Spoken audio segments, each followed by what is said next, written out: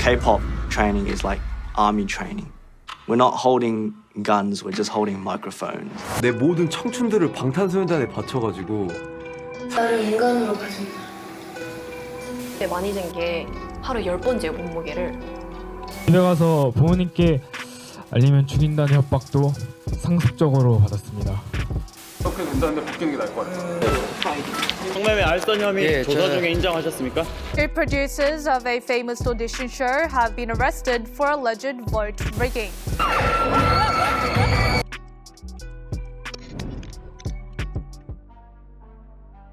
Hi everyone, and welcome back to Midnight Theories, and if you're new here, welcome to Midnight Theories. Today we'll be working our way down from silly harmless fan theories all the way down to diving deep into K-pop's darkest history and practices. If any of you are unfamiliar with an iceberg chart, it is used to present both known and unknown issues and emphasize on the importance of looking beneath the surface. I have separated and ranked these issues and topics into 6 separate categories. The lower we ascend on the iceberg, the darker the matters get. Now with this being said, let's start at the tip of the iceberg. I like to call this first layer FANSPIRACIES or K-spiracies. Here you will find your run-of-the-mill theories and urban legends in K-pop. These are popular theories that have circulated in the fandom for years. I'm going to go over this category pretty quick just because I already have videos fully dedicated to each one of these topics. This is arguably the most popular theory or inside joke within the K-pop fandom. It is believed that SM has cloned their idols. Does this sound very unreal? Yes, but the chance of it ever happening is never zero. The K-pop fandom likes to poke fun that Mark from NCT is a clone from SM because of how overworked he is due to his participation in several subunits. Not only is SM known to be a company with amazing vocals, but as well as their visuals. How could one get such perfect visuals? Why, crafting it yourself, molding them like a fine sculpture, or... Many of SM idols from 3rd to 4th generation have crazy resemblance to companies' previous idols. And when you put them side by side, you almost can't deny the resemblance. SM Entertainment is known for being one of those companies to stay ahead of the game in K-pop and continue to reinvent themselves. From high school werewolves from outer space with superpowers, to a boy group with infinite members, and recently, turning their newest girl group members into AIs. I wouldn't knock it if SM would have a secret lab in their basement, cranking out the perfect idols. Sticking to the SM family, we have Red Velvet used to distract the public from controversies and scandals in and out of K-pop. The first instant happening was at the cusp of their debut. It was the year 2014. SM stocks were plummeting due to Jessica being kicked out of Girls' Generation, Chris and Luhan leaving EXO, and we can't forget Tan and Beckin's relationship getting exposed. It was rumored that Red Velvet's debut was pushed forward to distract from the blow the company was receiving. 2015, rumors of Tao and other EXO members leaving the group arose. Subsequently, Red Velvet releases Automatic and Ice Cream Cake. 2016, Tiffany from Girls' Generation is under fire for her Rising Flag scandal, and Super Junior's Kangin involved in a hit-and-run/DUI scandal. Thus, Red Velvet releases Russian Roulette. 2017, Tiffany, Soyeon, and Sooyoung from Girls' Generation leave SM, and Red Velvet come back with Peekaboo. The 7-year curse was a fan theory that stemmed from any given K-pop group's contract length. Most idol contracts last from 5 to 7 years. This is when the idol is given the opportunity to either continue promoting with the current company and group, or leave. The so-called curse is explained that most groups cannot surpass 7 years without losing a member, lineup changes, or disbanding entirely.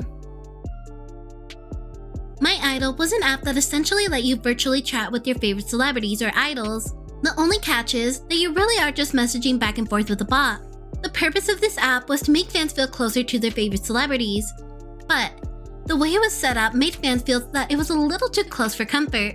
The app stirred up a lot of rumors for its questionable behavior and messages the AI system would learn and send back. The more you interact with the app, the bot would become smarter and learn how to react the way you want it by the teach function. When the app first released, fans from all sorts of fandoms were excited that such an app existed.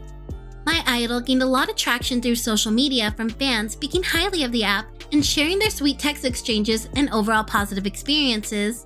However, suddenly, all of that started to change. Users of the app started posting their eerie and questionable messages that they were receiving through the app.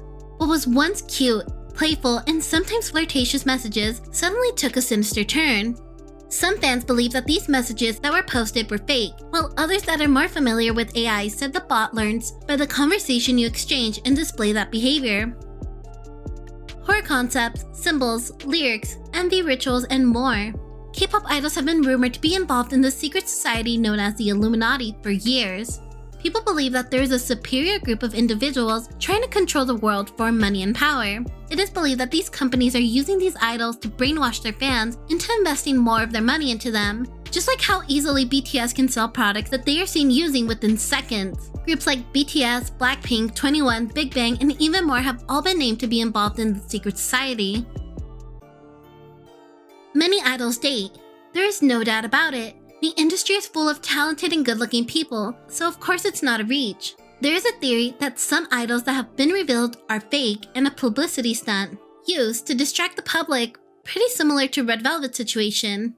Couples such as Baekhyun and Taeyeon, Kai and Jennie, and recently Jennie and G-Dragon are just a few who have been rumored to be used for media play. And while we're on the topic of dating, let's move on to the next tier.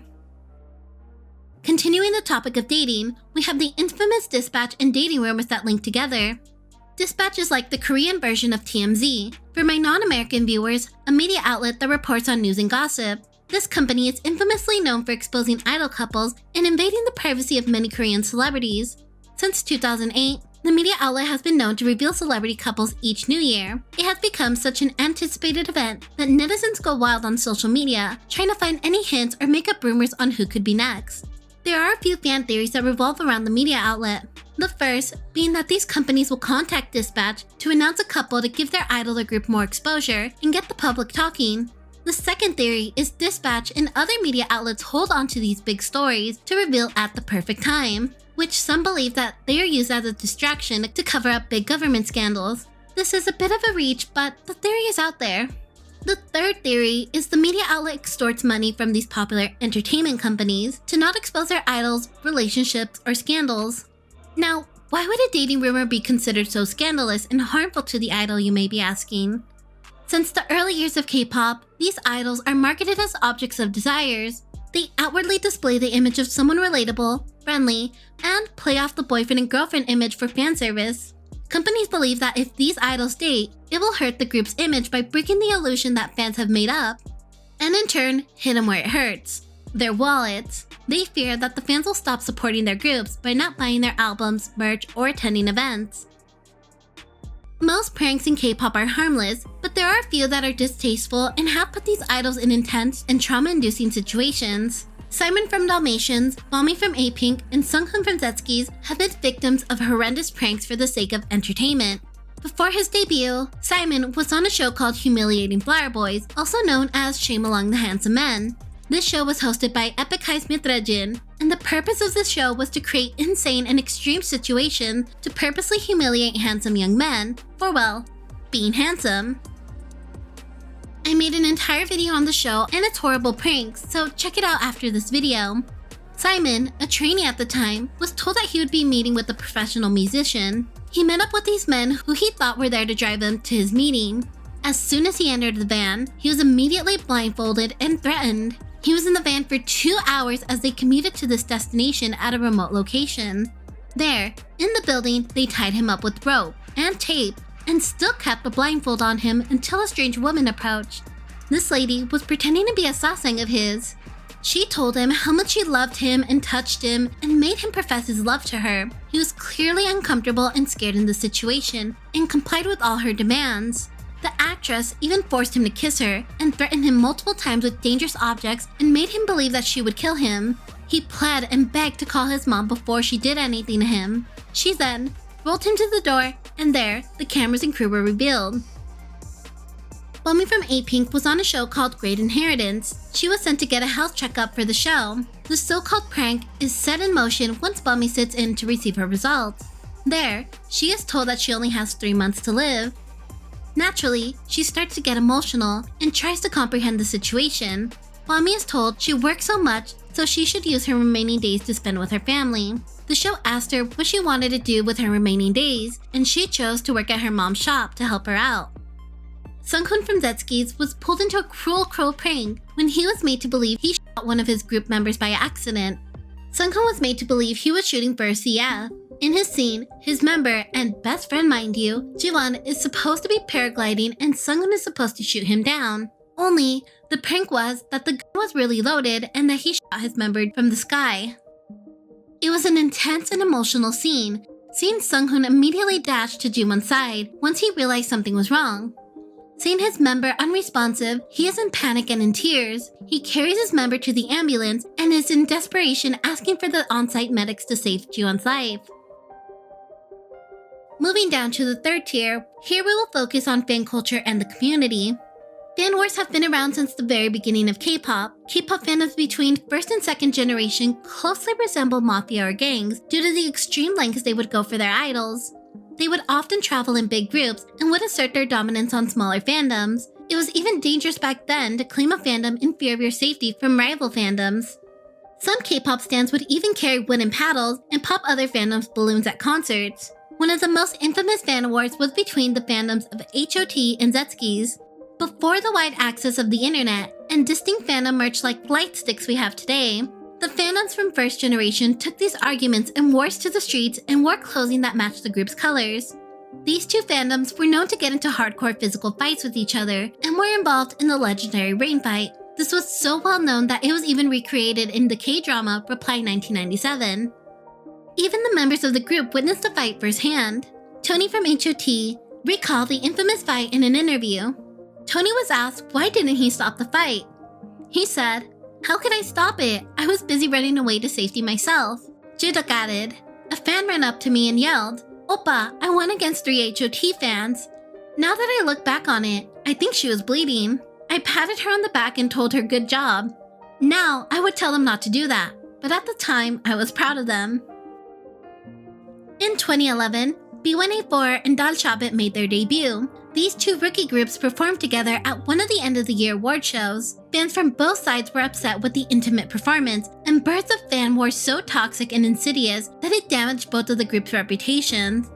Just weeks after the performance, Dal Shabet said he was accused of not giving a fangirl a handshake and autograph and claimed she said, "Get back, crazy, I don't shake hands with country." Said he was upset to hear these rumors spreading and reached out to the netizens online to try to stop spreading false information. And when doing so, she called out B1A4's fandom, BONUS, accusing them to be the source.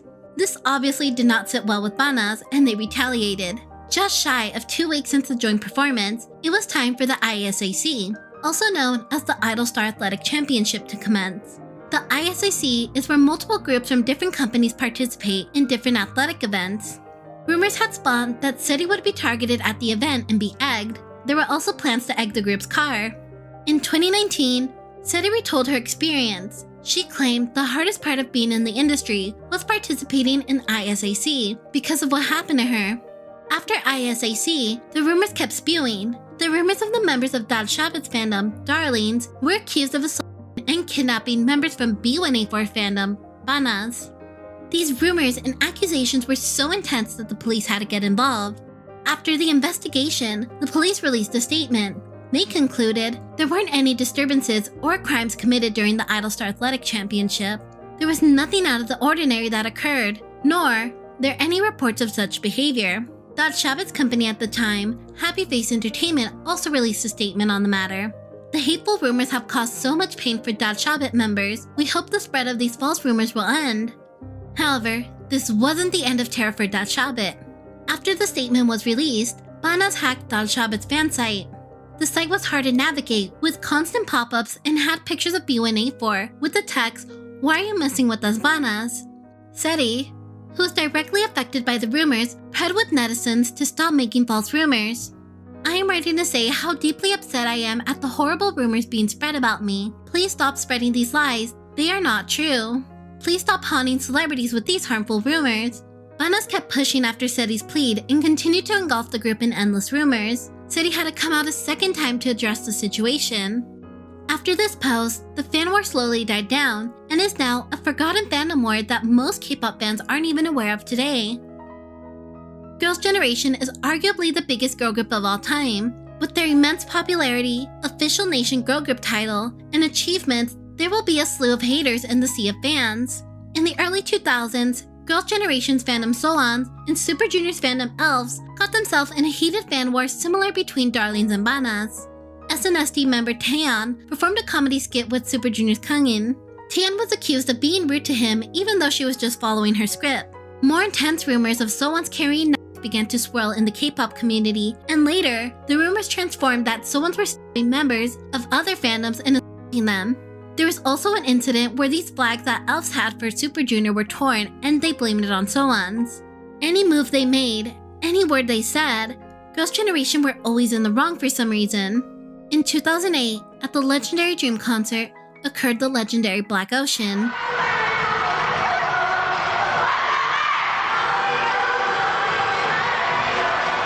No one is certain who organized this or planned the Black Ocean, but Elves were given the blame for it and were accused that this was payback for the torn flag. For those of you who don't know what a Black Ocean is, during a large-scale event where multiple groups perform, anti-fans of a group will turn off their light sticks and stand in silence to protest against a group. There are even occasions where the audience will even turn their backs to the stage and yell other groups' names to make matters worse. At the Dream concert, many boy group fans turned off their light sticks the second Girls' Generation went on stage. The only light sticks you can see in the crowd were of Soan's. The crowd even began yelling out Wonder Girl's name during the performance. On a program that documented this incident showed footage of other fandoms that day preparing for the Black Ocean. The anti-fans were excited to pull off such an event and explained in detail how it would go down. T-ARA, another big girl group, were victims of multiple attempts at Black Oceans. Being engulfed in controversies of bullying allegations towards a former member at the time, T-ARA had fallen from their ranks of being a beloved girl group to branded as bullies. Netizens claimed that T-ARA were bullying their former member Hwayoung, and they were the reason she was kicked out of the group. While performing at the 2012 K-pop Natured Plus concert, T-ARA were performing for the first time since the bullying accusations occurred. The audience turned off their light sticks in protest and started shouting out Hwayoung's name.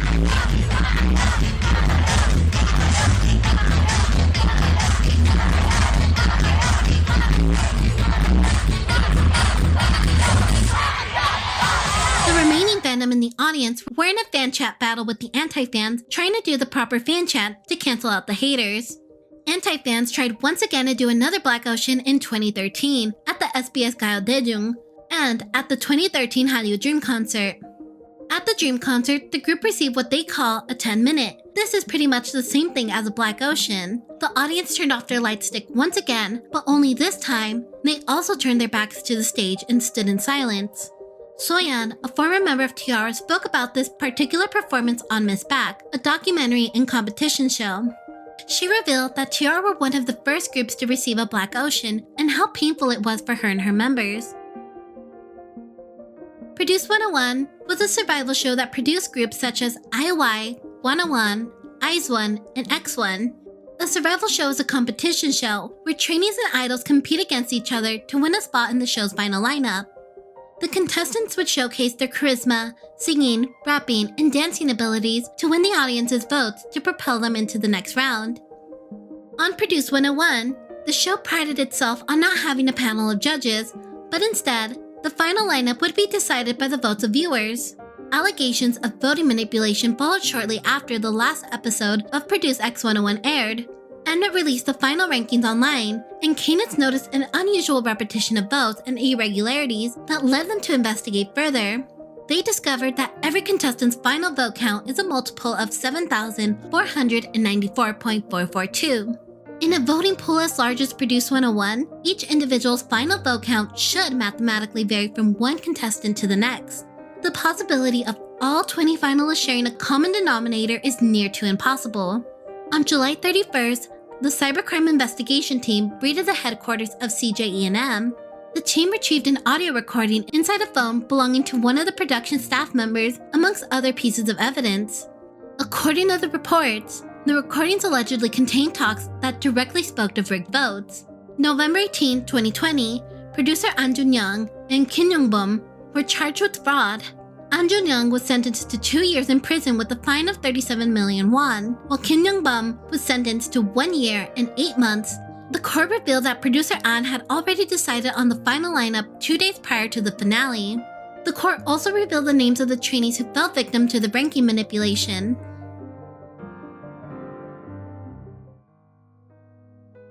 Lee is a former member of one of the first generation co-ed groups, Sharp, that was active during the 90s to the early 2000s. The singer has recounted over the years on her terrible and heartbreaking experiences she suffered under the hands of her former member, Ji-young. The group was created for Ji-young. Her family was very wealthy and influential in the music industry at the time. Allegedly, Ji-young only wanted her friends to be a part of the group, but Lee made it to the final lineup for her talented vocals. Ji-hae's praised vocal skills fueled Ji-young's jealousy. She asked the company to kick out Ji-hae, but they refused because the group was already popular at the time and already established. Because she couldn't kick her out, this led to the torment of the idol for the next 11 years. Yes, you heard me right, 11 years. Ji-young's mission was to make Lee-hae's life a living hell. The other members were aware of the bullying. Even member Jung Suk-hyun admitted to asking Ji-hae to endure the bullying for the sake of the group. There were accounts of name-calling, being outcasted from the group, to hair-pulling, and even physical fights. In 2002, the group was set to perform on a music show. In the elevator, the girls continued the feud. Ji-young began to talk to Ji-hae, dismissing honorifics to try to trigger the singer and cursing at her. This became the catapult that pushed Ji-hae to attack first, due to the anger and disrespect she felt. The assault did not just happen between the two young females. Allegedly, Jung's boyfriend at the time reportedly slapped Ji-hae during an argument and threatened the young singer. Even Jung's mom got herself involved in a separate occasion. The company shortly announced the group's disbandment and held a press conference. The press conference was to, quote, clear up the situation. Allegedly, Jung tried to pay off a manager to lie, but he did not take the money and decided to air out all of Ji-young's dirty laundry and make it known that she was a bully. Over a decade later, one of the members, Jung Suk-hyun, gathered all the members together to reconcile. Allegedly, all was settled between the members after this meeting. April is a girl group that has recently found themselves to be the focus of K-pop's recent bullying scandal. In late February of 2021, Hyunju's brother made a post online alleging the girl group bullied his sister out of the group. This caused her such trauma that she developed a panic disorder and attempted suicide. Now, these allegations came to light during the 2021 bullying storm, where countless idols and actors were being accused of bullying and misconduct. Many allegations were being denied during this time, and netizens weren't sure what to think of April's case. There were allegations of teasing, tripping, stepping on feet, and outcasting Hyunju. According to the post, all the members participated in these actions besides two of the recent members. Allegedly, the manager also knew what was happening behind the scenes, but she looked past it because she was allegedly dating one of the April members. After months of hiatus, DSP Media released a statement stating Hyunju wanted to leave April to pursue an acting career. The idol later went on to join a survival show called The Unit. In her interview, she stated she left April due to a respiratory issue. This story was obviously very different from what the media reported back when the idol first left, which left netizens raising an eyebrow. But if you watch any of my previous videos, company statements are often laced with lies and try to save face, and in some cases are known to create fake backstories for their idols and completely design their persona. So could this be the same thing that happened to Hyunju? The company that manages both April and Hyunju denied all the allegations in their initial statement. The company subsequently released a second statement regarding each allegation. They denied some allegations while trying to clear up others. Towards the end of the statement, DSP Media said they would be taking legal action against anyone spreading false rumors. We've talked about bullying, disrespect, and some mistreatment within K-pop groups, but what happens when an idol is caught disrespecting their own fans or idols in the industry? Hwayoung is a former SM trainee that participated on the survival show called Boys 24. An audio clip leaked online where Hwayoung degraded his fans, which caused an uproar of hurt fans. 오빠가죠. 팬들한테 듣는 오빠 말이야. 족같대 씨발. 파이터치 할 때 얼마나 짜증나는데. 파이터치 하거든 우리. 팬들 우리 공연 끝나고 팬들 손잡아주고 인사하는 거야. 씨발 맨날 7, 800명 하는데 진짜 토 나올 것 같아. 아가리에서 똥내나. In the clip, he said, "I like being called oppa. Not when I hear it from fans though. I hate that. Yeah. It's so annoying when we do the high touch. You know, the high touch. Like when you hold hand and greet fans after the concert is over. Every day, I go through 700 to 800 people, and I feel like I'm going to puke. Their f***ing breasts smell like shit. Clearly, there was no way to come back from this, and no way the company could cover it up. He was removed from the show and kicked out of the group, and CGENM released a statement. According to the statement, they gave him a chance to redeem himself. Since he was unable to, they permanently expelled him from Boys 24. First-generation idol Sung-hoon from SECHSKIES has found himself in the middle of several controversies in the late years of his career. He's been accused of embezzling fan donations, sued by his fans because of it, accused of selling gifts fans gave him, accused of shoving and cursing a high school student, allegedly holding beauty pageants with his fans to find his ideal type, and last but not least, caught talking badly about his junior idols and specifically B2B. Just like BM from Card once said, some of you be surprised your favorite stan bias might not be who you think they are. Of course not. Not trying to crush your dreams, but just being real. Get real. Concerts, fan meets, and special events are all appropriate places where you have the opportunity to see and possibly be given the chance to meet your favorite idols. What happens if you can't make it to one of these events for any reason, or you simply cannot fathom any other person meeting or being with your idol besides you? As K-pop has been growing, so has the community and fan culture, but two groups that have always lurked in the shadows and denounced in the community were Sasaengs and anti-fans. These two groups are known to be on the dark and obsessive side of the community. The most infamous Sasaeng to exist was Kim Yeoshin, also went by Goddess Kim online and dubbed the idol killer by the media and netizens. Her story has been retold time and time again through different media outlets and fan accounts that her story and name is kind of like an urban legend in the K-pop community and has slowly lost the real story and information through its retellings. She was known to cause chaos and terror online by retelling her horrendous actions toward the idols and instill fear in multiple fandoms.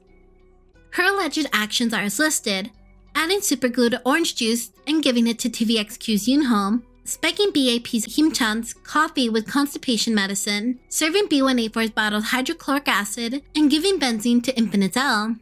In the Yoonho situation, Kim Yeoshin claimed the crime as her own, but in fact, it was not her. The horrendous act was done by an anti-fan who broke into the broadcasting station. She directly handed him an orange juice with the note declaring her hatred toward the idol. Unfortunately, Yoonho did not see the note before consuming the poisonous orange juice and thought nothing of it because he thought she was a staff member. He began to vomit and was sent to the ER. The anti-fan turned herself in the next day when she saw reports in the news announcing they were searching for the culprit and checking CCTV. She claimed that she never expected Yoonho to drink the orange juice because she left the note next to it. Yoonho ended up not pressing charges on the anti-fan due to her age and decided to forgive her. However, this did leave trauma for the idol and made him develop a panic disorder. He was traumatized by the incident and pushed himself to directly face it by forcing himself to drink 10 bottles of orange juice a day to get over his fear. The second account Kim Yeoshin took credit was B.A.P's Himchan's coffee with constipation medicine, oil, and benzene. The rumor spiraled when allegedly Yeoshin told friend A, and friend A told friend B, who then posted it on a Korean forum. Netizens claimed that the alleged incident happened during B.A.P's Warrior era. While performing on Music Bank, Himchan seemed to be sweating and struggling through this specific performance. The two other accounts were rumors and never happened. On her blog, she claimed that her parents passed away in 2007 due to a car accident caused by Sasaengs, who were following the boy group TVXQ after their concert. She declared that ever since then, she hated idols and fans and had decided to take revenge on beloved idols. An investigation journalism program covered this mysterious individual to find her true identity. The infamous Goddess Kim made a blog post admitting her wrongs. The young student created this villainous origin story because she accidentally read an anti-fan blog and was curious and became one herself. I am an ordinary junior high student. I accidentally read the EXO anti-articles and became curious, so I started creating a blog and leaving anti-messages. I was excited because anti-fans encouraged me to do more. I can't actually buy hydrochloric acid. I will live like a human in the future. Netizens were relieved that this was all just a hoax and these idols were never in danger, but it didn't mean that they were not angered. Many people were affected by these rumors and created unnecessary terror within the community. In this ongoing case, Nayeon from Twice has been the target of this German Sasaeng. There are reports and news articles claiming that this Sasaeng named Josh is a fan of TWICE or solely of Nayeon, but this is not the case. Josh himself does not consider himself a fan at all and has pointed it out several times. He claimed that he accidentally came across one of her photos in 2016 and, in his words, fell in love. For years, this man obsessed over her and made multiple attempts to try to reach her online. In 2019, he decided to switch up his strategy and began to post videos on YouTube. In his first video, he made a video asking fans to get his video to Nayeon because he needed to get in contact with her. What made the video so much eerier, he found the exact spot where Nayeon filmed the V-Live 2 years prior. He further explained that he visited about 100 shops in the area, asking the employees if Nayeon ever visited those establishments. He then distributed notes to these employees to give to the idol. He was able to acquire private information regarding her family and her schedule, that Nayeon was going to be in Japan soon. He was able to book the same flight as the group from Japan to Korea. A picture on TWICE's Instagram was posted on their official account. It read, "Please go home. Please stop. I'm begging you." This post caused concern in the fandom, and they were able to connect it to Josh. The post was then quickly deleted. In his YouTube video, he explained his side of the story. He said that one of the managers took the photo and posted it on the girl's behalf. He claimed he got up on the plane to give a letter to Nayeon and was immediately intercepted by her managers and flight staff. JYP released a statement on the matter that Nayeon was under police protection and ended it saying that they would be taking legal action. Josh did end up receiving a restraining order from JYP, but he persisted to make videos claiming that she wanted to see him because the restraining order was made by JYP and not Nayeon herself. There are alleged text conversations leaked that he claimed he would kill Nayeon if she secretly dated behind his back. He has become so consumed by his obsession and continues to make plans to go back to see her in Korea, especially in his most recent post being uploaded March 3rd, 2021. Other infamous Sasaeng accounts were 2PM Taeyeon, who received a note written in menstrual blood saying, "You cannot live without me." Another account where female Sasaengs shaved off all their hair, dressed in male clothing, and entered the men's restroom trying to take pictures of EXO in the bathroom. Multiple idols have been bombarded at airports, being grabbed, throwing things at them, having their hair pulled, in some cases, similar to Josh, board the same plane as them. Idols' social media accounts have also been hacked, their private information like phone numbers and addresses been illegally obtained, and so much more. There are even cases of alleged trainees, idols, celebrities, and managers being Sasaengs that have worked all the way up to get closer to these idols. Yeoshin is a first-generation solo singer who gained popularity in the 90s. Yeoshin was well-versed in the entertainment industry. She was an actress, radio DJ, and MC for many programs. In 2020, Yeoshin was a guest on Kim So-mi's Did You Eat? During the program, she revealed the shocking details of her kidnapping in the 90s. After a long, exhausting day of filming, she was ready to head back home. Her manager left her unattended to heat up the car because there was only 20 minutes left of filming. As she headed down the stairs, she blacked out. The next morning, she woke up in an unfamiliar room. As she collected herself, she heard two unknown male voices in the distance. The next day, when I opened my eyes, I realized I wasn't in my room. I heard someone from the outside room ask, "Why did you bring her here and cause this mess?" Then I realized I had been kidnapped and that he may not want to harm me. I went outside the room and asked why they had kidnapped me. The kidnapper told me that his brother was a huge fan, so he went overboard for him. Realizing he was a fan, I asked him to show me around their neighborhood. They agreed and proceeded to show her around and even had a meal together. The next day, they drove her back home. She was given a sports car as a proposal gift after the kidnapping, but she declined several times and ended it there. Sasaengs are bold with their behavior, trying to get idols to remember them by any means necessary. In 2011, at the Angel Prize Music Festival, Girls' Generation were on stage performing when a strange man approached the stage and dragged Taeyeon in the middle of the performance. Her member Sunny noticed Taeyeon's hand was no longer on her shoulder and turned around. In a split second, she was able to analyze the situation and followed the pair. As soon as the song was over, her other members rushed to her side, trying to comprehend what just happened. The mysterious man's identity was later confirmed to be an ordinary university student. The event organizer issued an official apology and gave the buyers a full refund. In Tier 5, it's mostly focusing on the heavy mistreatment idols and trainees are forced to undergo. Kwon Gyo-jin is a former member of BONUSBaby that debuted in 2017 under MyDOL Entertainment. Yeoshin was 15 when she began training under the company. She explained that being an idol was harder than she expected. She had damaged her vocal cords because she had to change the way she sang to fit the group's image, and dancing didn't come to her easily. The girls got roughly 2 to 3 hours of sleep at night if they were lucky. They would be scared to even take a nap. The girls were practicing for long hours a day that they would be unable to leave the building unless they completed all their daily missions. They have to film themselves dancing, and they could not leave until all the members were synchronized. And there were days when practice would bleed all the way up until the next day until 7 a.m.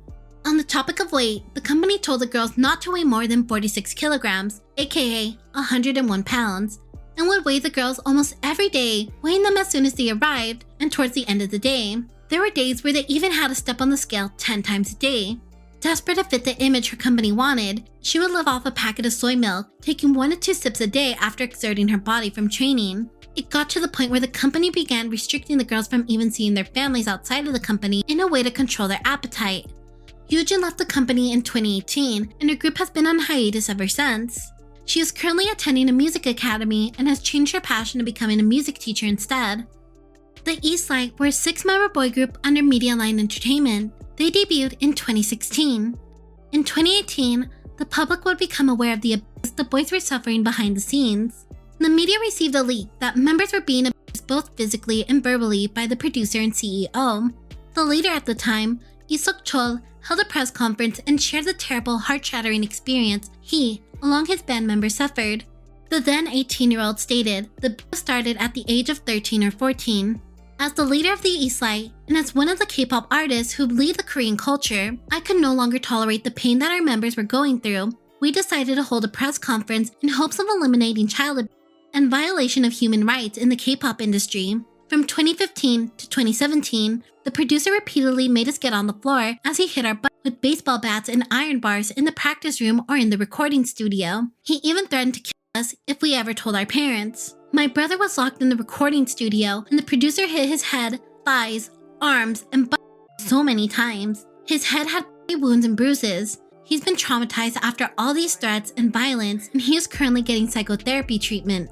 His lawyer then spoke on their behalf and said the parents were unaware of the abuse up until they became aware of one incident. The company promised the parents that they would never do it again. Isok-chol's younger brother Hyun, who was also a part of the group, went to the company and CEO and told him about the abuse they were receiving from the producer. The company responded back by kicking him out of the group and company. Their parents were confused when they found out he was kicked out, and then pled with the boys to tell them everything that went on behind the scenes. Netizens and the media then found previous clips that alluded to the abuse. In a video on their YouTube page that is still up, mind you, there is a clip where 3 of the members are in frame, and one of the members can be heard off screen repeatedly saying it was a mistake, and you could hear they were being hit with something. The member then goes to turn the camera towards the member and manager, but the clip gets cut to a black screen that says this video was deleted at the request of the agency. Media Line Entertainment issued an apology in response. Media Line went on to terminate the remaining members' contracts, and the CEO and producer resigned from the company. The brothers said that they would be proceeding with filing a legal complaint and hope to end child abuse within K-pop. The CEO was sentenced to 8 months with 2 years of probation for aiding and abetting abuse, and the former producer was sentenced to 1 year and 4 months. In 2019, 15-year-old Chaeyeon, a member of girl group Busters, was a host of a children's show called Tok Tok Bunny Honey. On a recording for the show, a fan cam of Chaeyeon caught the moment of Chaeyeon being punched by a cast member. In the video posted, you could see the young singer tug at the comedian to try and grab his attention. He angrily turned around and looked to be swinging his arm. Unfortunately, the camera was obscured, being covered by a second castmate, but you could still hear the alleged impact of the punch, followed by Chaeyeon rubbing her arm and trying to laugh it off, while the comedian still looked angered once he turned around.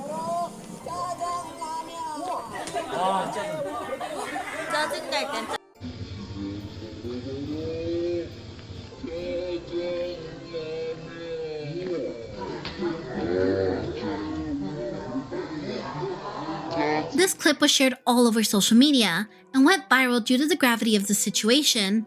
Following the incident, her company addressed the issue in a statement.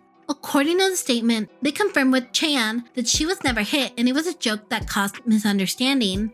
This is in regards to the problematic live video of Tok Tok Bunny Honey. After checking with Chaeyeon, she confirmed it was a joke. There is a misunderstanding because the whole situation wasn't shown. She is very taken aback by the situation. Chaeyeon appeared in the program for a long time, and the incident occurred because she was close to the cast. This joke crossed the line. However, the agency recognizes the severity of the actions and received a promise from the program that this will never happen again.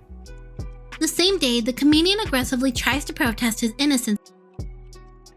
Former members of B.AP, Crayon Pop, Stellar, and EXO are just few of who have spoken on the unfair contracts they've signed and how the company would hold it over their heads to prevent them from speaking out and complying with their demands.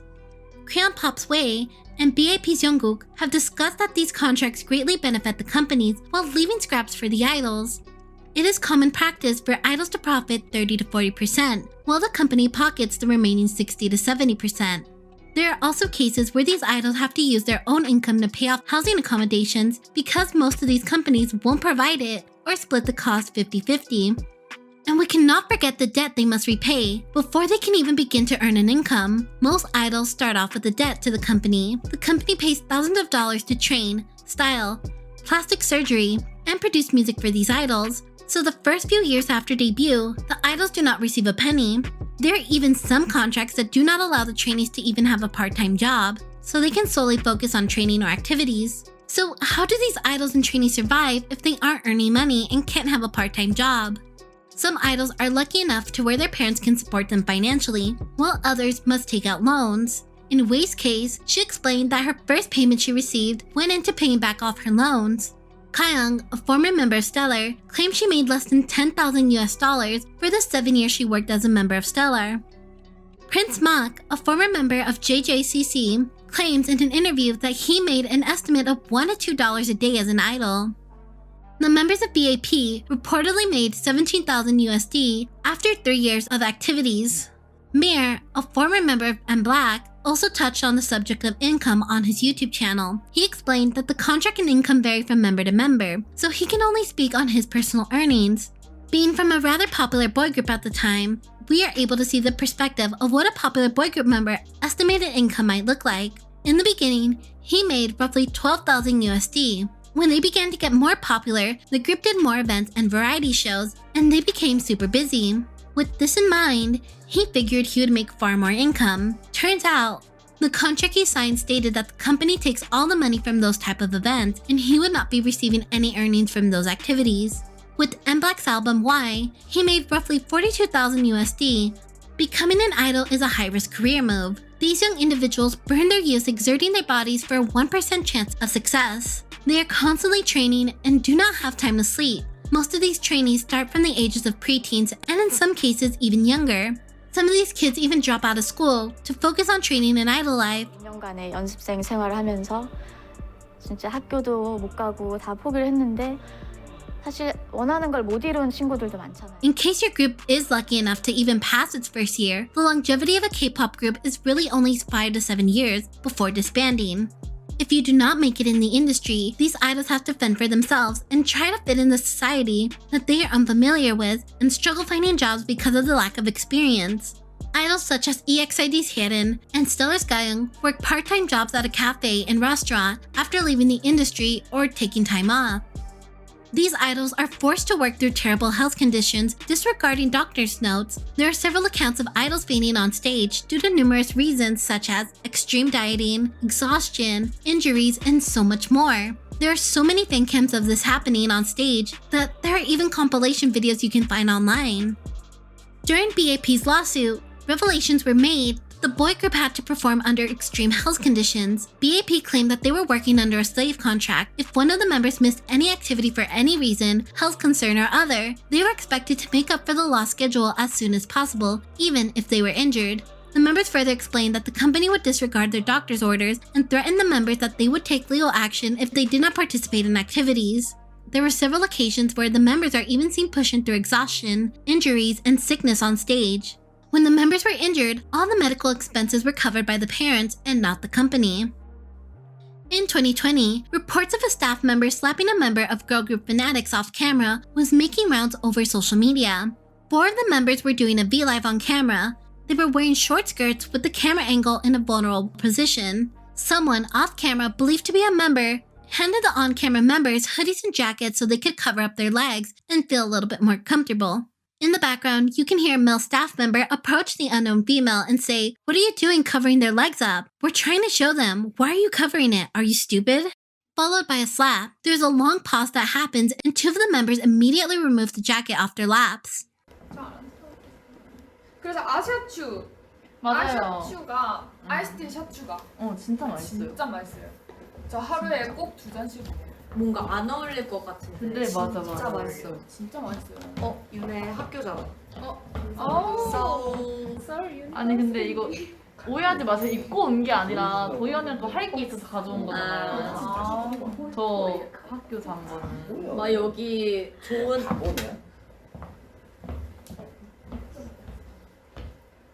In the video, two of the members are present off camera, and it is shown that one of the members is wearing the same cardigan that the unknown female was wearing. It is believed that the person who handed the girls the jackets off camera was member Sika, and not a female staff member.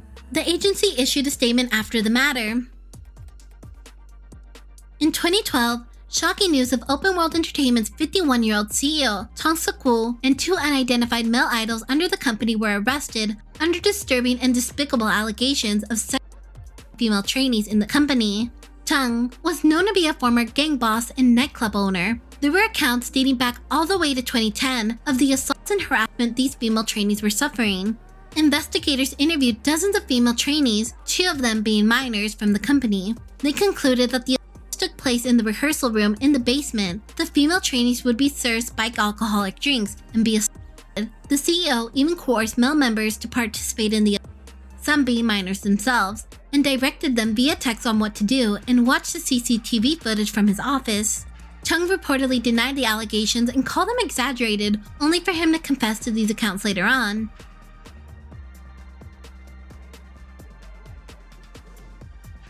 Former after-school member Hwayoung has opened up about the several sexual harassment experiences she encountered while being active in the industry. The first being by the hands of her former CEO. The singer allegedly went to dinner with the CEO on the occasion of her signing with the label. When it was time to leave, the CEO offered to take her home. He hailed him a taxi and held her hand as soon as they got in. When she got out after the ride, he followed after her. He continued to hold her hand and profess his love to her and told her that he would not let go of her hand until she accepted his feelings. She denied them and asked for their contract to be terminated.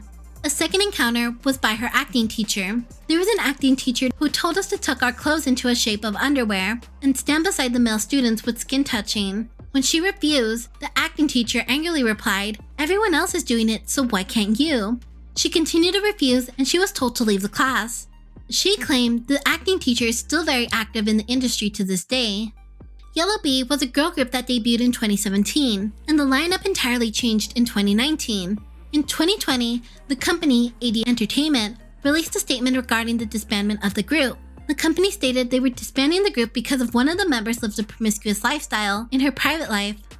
Fans of the group were in complete disbelief to the way the company announced the disbandment, publicly shaming one of their idols and putting the blame on her. One of the members, Adi, took to Instagram to refute the company's statement. In her long Instagram post, she detailed just a few examples of her and her members were forced to undergo. In her post, she detailed of sex and help from the managers and agency staff. There was one incident where a former manager said unbelievable things like, "I'll give you a baby, so let's go to a motel," and "Daddy's seeking you out because he knows you." On a different occasion, the members were asked to serve alcohol to people whom they said were investors. Furthermore, they were made to pay for their own costumes, shoes, and video editing themselves. In another incident, they were left at the airport to buy plane tickets for themselves and go to an event in Japan all by themselves. Their company released a statement addressing each issue brought up by Adi. There have been several accounts from idols who have spoken on the topic of sponsorships in the industry. These types of quote sponsorships are when wealthy individuals would either contact the company or idol and offer them money, gifts, and help secure roles and opportunities for sexual favors. These sort of situations commonly happen in smaller companies. Usually the staff or CEO will tell these young individuals that if a sponsor asks for them, they must do it. Former Tahiti member Jisoo revealed in 2016 through Instagram that she had been approached by this person who claimed to be a broker for sponsorship offers. He said he had multiple clients willing to pay. He told her that he had a client that was a big fan of her and willing to pay her 500 to 2500 USD to meet up with her. When she didn't respond, he messaged her back and upped the price to 1700 to 2500 USD. He promised she only had to meet with the client once and he would take her shopping and out to eat. His final offer was set at 3,300. She finally had enough with the constant messages and she posted them online and threatened to take legal action. Her agency took legal action, but the case ended shortly after. The police found out that the IP address from the broker was from overseas. The police announced that they were unable to receive more information and were unable to track the culprit. On an episode of PD Note, a former trainee revealed her experiences with sponsorships. We thought they were there to see the department head or the CEO, but they were there to pick amongst the trainees in person. They said if I meet with them twice a month, they would give me 5 million won, approximately 4,400. A separate account. I remember the day, a week before our music video shoot, our company CEO called the members into a regular bar. Even though we had underage members in the group, 3, including me, the owner didn't bother checking our IDs, but instead directed us to the room our CEO and 4 other men who we never saw before were sitting. The CEO introduced them as people who greatly helped us to debut, so we thanked them without any suspicion. But all of a sudden, one of the men pointed at one of our members and told her to pour his drink, saying the alcohol tasted better when it poured by a woman. Thinking back on it now, it was weird, but all we could think about at the time was that we were a team getting ready to debut and everything could fall apart if something went wrong. The program also covered a male trainee's experience. As for me, an agency staff called me and said, "It's tough being a trainee, right? Come out for a minute, let's go out and eat." While we were eating, a new person will join us at the table. Rich married women usually sponsor us. They enjoy going to host bars. At first, she gave me an allowance. She gave me maybe 71 US dollars, then 89, then 177, and so on. Then she said, "I've contemplated about this a lot, but I'll send you some money," and she sent me 886 USD. At first, I was shocked. I kept asking, "Am I allowed to take it? What should I do? Am I really allowed to accept it?" But then she assured me, "Just take it since I'm offering it. It's okay. You have a lot to spend it on." After 4 months, she sent me a message that read, "I'm lonely these days. Can you come over?" I responded, "But you have a husband." But then she said that her husband is on a work trip and that he won't be coming home today. They usually want skinship or they ask for us to stay the night. I told her, "I don't think this is right. I know I accepted money from you, but this is wrong. I'm going to succeed and pay all of it back to you in the future, so please stop contacting me from now on." Then, she printed out all the receipts of our encounters and said, "I did this much for you, and now you're betraying me? I think it's crazy too, but at the time you don't know that." Dal Shabet Seti also touched on the topic of sponsorships, that some of these companies usually play a huge part in these deals and often take a cut of the money. These offers greatly affect rookie idols and trainees. There are cases where these young individuals who have dreams of becoming idols get tossed out if they do or don't comply. It's almost like a lose-lose situation. If you do accept the offer, people will eventually find out. If you don't do it, your idol career is threatened before it even started because of how powerful these sponsors are. K-pop mainly caters to a young audience, but it doesn't mean that there is an age limit to liking the music or even being a fan of these groups. But there is a fine line in K-pop where we do find some bad apples in the bunch. There are some companies that even cater to these certain niche demographics with bad intentions. Thus brings us to the topic of uncle fans in K-pop. An uncle fan is a term coined for older male fans, usually from the ages 30 and up. The term uncle fan has negative connotations associated due to the age gap between the fans and idols. Let's make it clear. Not all uncle fans are bad. There are most who love the music and support these idols with no romantic feelings attached. But there are some that have dark desires. Just like how I explained earlier of these older men and women in power taking advantage of these young idols. Groups such as Girls' Generation, G-Friend, Twice, Lovelyz, Crayon Pop, and singer IU are all female acts popular amongst uncle fans. In 2017, there was a trend where female idols were being gifted baby pacifiers during fan meets by uncle fans. Yes, you heard me right, pacifiers. There was a division amongst the fans, upset with these sort of gifts. Most felt that these pacifiers held darker intentions than just making these idols look cute. They believe that these uncle fans were forcing these idols to live out their fetishes and fantasies. The stereotype of uncle fans is that they like bright, innocent schoolgirl concepts. Uncle fans are not as commonly heard nowadays, and some believe it's due to the concept shift in K-pop, where most girl groups have switched to a girl crush, mature, and dark and edgy concept in recent years. There are new groups debuting each year, and it looks like these idols are debuting younger and younger. This makes K-pop fans and netizens fear for these young individuals due to the terrible dark stories previous idols and trainees have spilled on the industry and what we've witnessed firsthand. Take into account Hwayoung from IZ*ONE. Hwayoung and her label and groupmate Yeoshin participated on the survival show Produce 101. These two girls were some of the youngest to participate on the program and even got to debut in the final lineup. Hwayoung was 13 at the beginning of the show, and she was amongst some of the popular contestants, winning herself first place towards the end. One performance she did on the show didn't sit right with netizens, and it was her performance to Ariana Grande's Side to Side stage. Both her dance move and attires ensued an uproar in the community and caused huge controversy. Recently, a new girl group debuted under the name Cookie, where the members are ages 12 to 13. The announcement of their debut caused many netizens to raise an eyebrow due to the ages of these young girls. Netizens were naturally against the group's debut, protesting the members should enjoy their childhood. Adult Ceremony, also known as the Coming of Age Ceremony, is a song by Park Ji-yoon that came out in the year 2000. The song was her biggest hit, and at the age of 18, she became one of the pioneers of the K-pop sexy concept. The song and the culture behind the song is quite controversial due to the nature of the lyrics. The lyrics detail the story of a young girl who has just become of legal age and is ready to be deflowered by an older man that has been waiting for her to become of age. Shockingly enough, this song became a popular hit and has been covered by countless female idols and even male idols. It is almost like a tradition for these idols to perform the song as soon as they turn 18 in front of their fans, and is still going on today. The School of Performing Arts, better known as SOPA, is a prestigious performing arts high school and known for having many famous idol alums. The school was under controversy when the students of the graduating class posted a performance video that revealed the corruption in the school and the degradation of their students. The students claimed the school forced them to participate in out-of-school events such as private parties. They were also coerced into dancing with each other involving skinship. The students were told the night before that they would be performing at an event, which forced them to practice all night. If the students refused to participate in these events, the school staff would wrongfully punish these students by discriminating or disadvantaging them.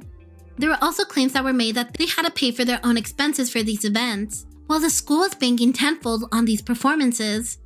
Especially during one occasion where the students performed in Japan and had to pay for their own flight tickets, when the school received 10,000 USD for this performance. The students were not informed about these purposes behind these events or the earnings. When any of the kids would try to speak out against the unjust happening behind the scenes, the school would threaten to take legal action against them. Subsequently, more issues were brought to light involving the students and faculty. Allegedly, the principal and his wife, the head of administration, would have the students perform at his private parties. They would also take female students to a military base to perform with revealing clothing, and in some cases, allegedly, the soldiers would try to touch their legs. After the performance, they were asked to hug and hold hands with these soldiers. Allegedly, the principal and his family also illegally renovated an entire floor on the school to use as their personal home. Following the video's virality, the police began their investigation and the principal stepped down from his position. Very recently, the K-pop community, and especially Once's, Twice's fandom, have been in the middle of a mass hysteria when reports of an alleged chat room run by a user under the alias American Guy used this chat room called the Slave Room to spread malicious rumors against the group. Allegedly, American Guy is a fan of a rival girl group of Twice. The purpose of these chat rooms was so he could take advantage of the haters of his favorite groups and fearlessly claim that he created a system that enslaved these haters.